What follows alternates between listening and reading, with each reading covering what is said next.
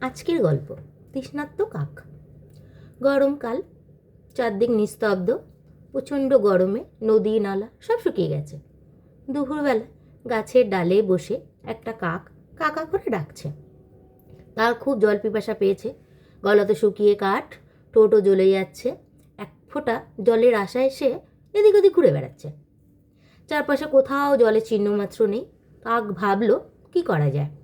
অবশেষে সে একটি বাড়ির সামনে একটা কলসি পড়ে থাকতে দেখলো। সে তো ভীষণ খুশি হলো। অনেক আশা নিয়ে সে কলসির কাছে উড়ে এলো।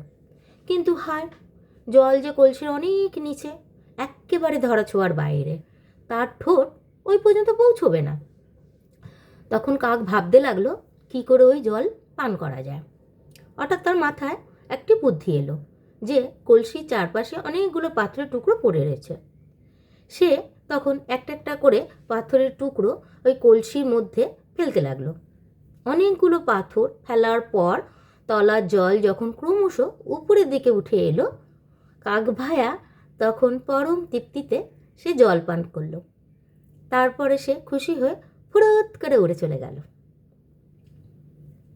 টাটা।